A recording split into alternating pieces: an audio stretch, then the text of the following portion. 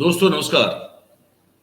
4 PM news network, 4 PM Gujarat, Dastak सभी पे आप सबका बहुत बहुत स्वागत है। मैं हूं आपका दोस्त मयूर जानी। दोस्तों आजकल हम एक नया ट्रेंड देख रहे हैं।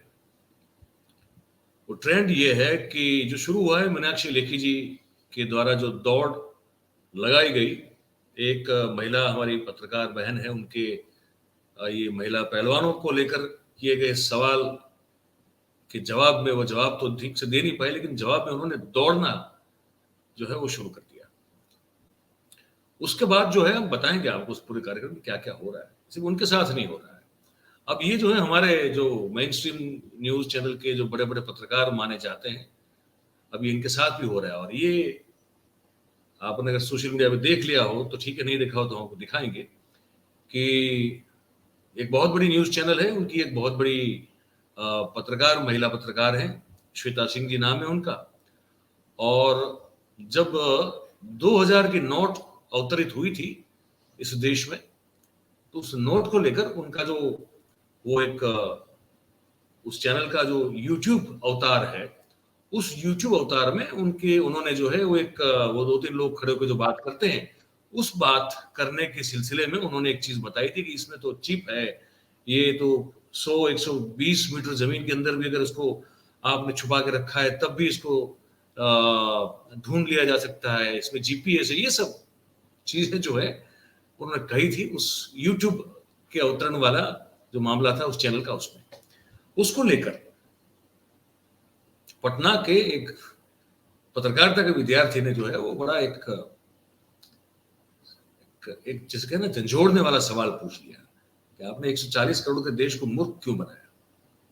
ठीक है, तो जो उनकी दलीलें रही वो ये रही कि आप गलत कह रहे हैं, आपने तो चैनल कह रहे हैं, मैं तो चैनल पे वो कार्यक्रम तो चैनल पे था ही नहीं। इनका देखिए अपने आप को बचाने का तरीका था वो अजब गजब था।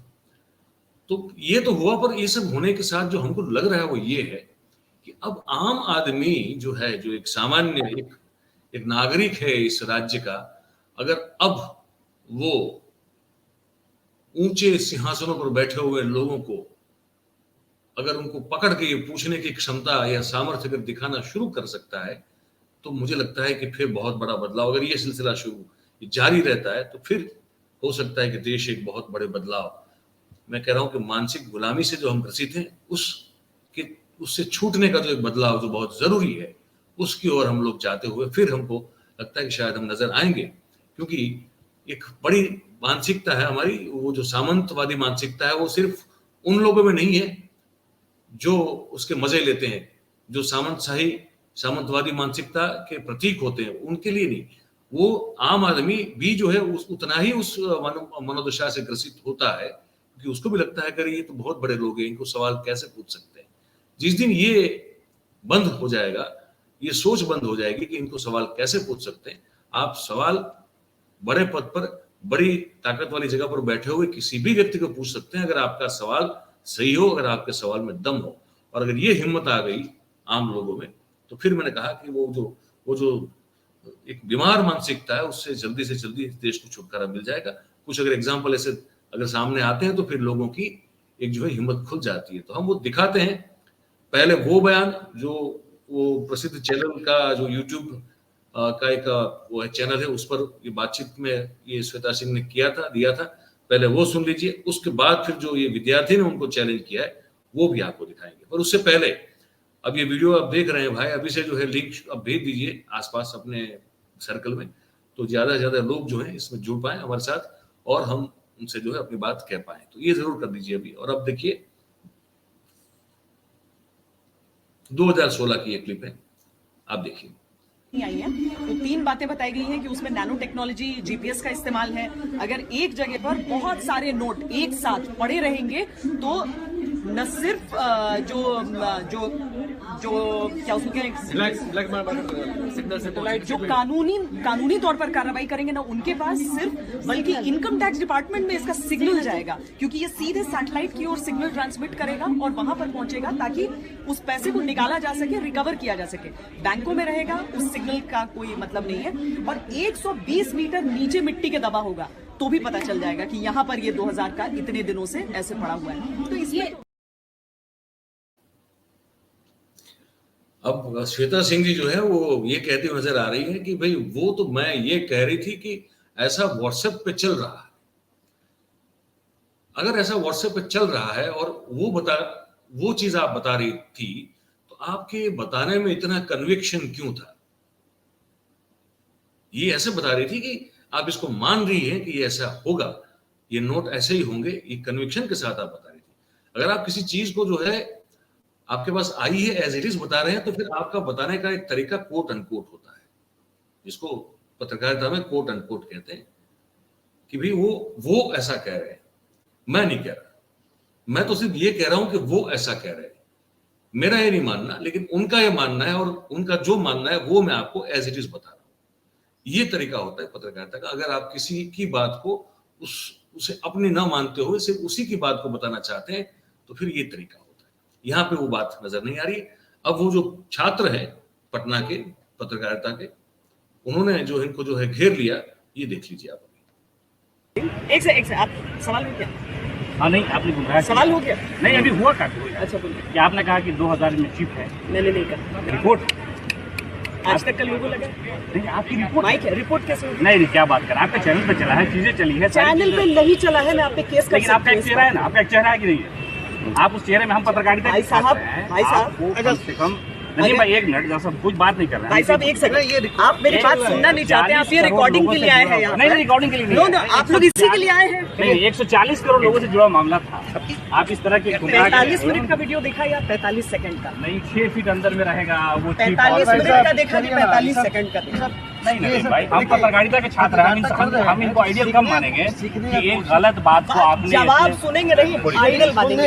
45 मिनट का वीडियो देखा या 45 सेकंड का देखा? तो 45 सेकंड वाला ही देखा है। 45 मिनट का वीडियो है, पूरा देखिए तब बोलिए। नहीं, उसमें चिप वाली जो बात मैंने उसको पढ़ के बोला है कि ये व्हाट्सएप पे आया हुआ एक फॉरवर्ड है, उस पार्ट को काट के उसके आगे आप जैसे लोग जो पत्रकारिता के स्टूडेंट बनने की कोशिश करते हैं, सर्कुलेट करते हैं। आपने बोला है, आप झुठला थोड़ा सकते हैं, आप सवाल से भाग बोला है भाई साहब, सवाल से भाग रही हैं। व्हाट्सएप फॉरवर्ड है। आप सवाल इतने बड़े नेशनल मीडिया में काम करती है, पत्रकार बन रहे हैं क्या? अभी ये बनने वाले हैं, बने हुए हैं, पटना विश्वविद्यालय के छात्र हैं अब शुभकामनाएं हैं, मेरी शुभकामनाएं। मैडम से हमने सवाल किया, इसमें लड़ने की जरूरत ही नहीं है, बात करने की आवश्यकता नहीं है। मैं आपसे कह रहा हूँ, आप 140 करोड़ लोगों को देखिए, आप लोग सब अपने YouTube पे डालेंगे वीडियोस, बहुत अच्छी चीज है, मुझे अच्छा लगा कि जस्टिफिकेशन हो जाएगा। इसलिए मैं एक सेकंड भाई साहब, लेकिन क्लैरिफिकेशन सुनना भी चाहिए। वही मैं आपसे बस मैंने बोल दिया, आपने 45 सेकंड का देखा, 45 मिनट का नहीं। तो हमको लगता है अगर लोगों के दिल में भरा है तो इसको बोलना चाहिए आपको कि नहीं ऐसा नहीं था, ऐसा था। मैंने तो बोल दिया, आपने कहा झूठ बोल रही है। ये बात हमने नहीं सुना। मैंने कहा कि भ्रम है। हमको उम्मीद है कि आज के बाद आप कहेंगे कि नहीं, ये जो हमारे बारे में फैलाया जा रहा है वो गलत है, हकीकत ये है। मैंने आपसे कहा कि आप झूठ बोल रहे हैं, वो वीडियो एडिटेड वीडियो है। तो ये बात आप बोलिए, चलिए।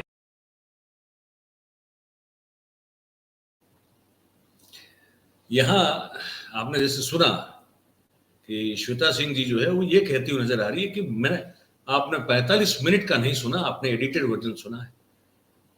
पूरे कार्यक्रम में मैं ये कह रही हूं कि मेरे पास एक ये व्हाट्सएप फॉरवर्ड इस तरह का आया था, पर आपने वो नहीं सुना, या आप तो सिर्फ वो कटा हुआ एक हिस्सा आपने देख लिया।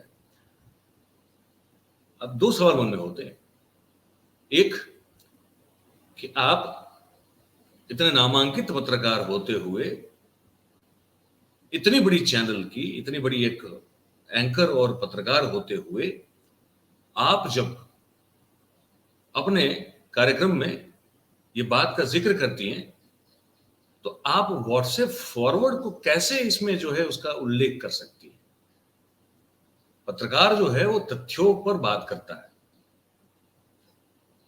हो सकता है कि अगर इस तरह से आपने कहा हो कि भाई ये मीम चल रहा है, मीम के बारे में बात की, मीम जो है वो व्यंग का प्रकार है, मीम के बारे में बात कर सकते कि इस तरह के मीम चल रहे हैं। पर ये इंफॉर्मेशन जो कि एक मिस इन्फॉर्मेशन थी, उसको आप कैसे कह सकते हैं कि मेरे पास व्हाट्सएप फॉरवर्ड आया और मैंने इसका जिक्र किया? ये तो ठीक नहीं। तब तो फिर अगर और फिर बात रही एडिटेड वर्जन की, तो मुझे ठीक से याद है कि 2 एडिटेड वर्जन की बात कर रहा हूं मैं। एक बहुत चला वो, जिसमें प्रधानमंत्री जब हमारे मुख्यमंत्री हुआ करते थे गुजरात के, तब वो गोधरा के बाद जो रायोट्स जो दंगे भड़क चुके थे, उस पर जब ये वाजपेयी जी हमारे प्रधानमंत्री आए थे और उन्होंने कहा था कि राजधर्म निभाना चाहिए, उसके बाद अब वो वहां से कट गया। उसके बाद नरेंद्र मोदी उस समय कहते हैं कि हम सर वही कर रहे हैं, सर हम वही कर रहे हैं, हम निभा रहे हैं।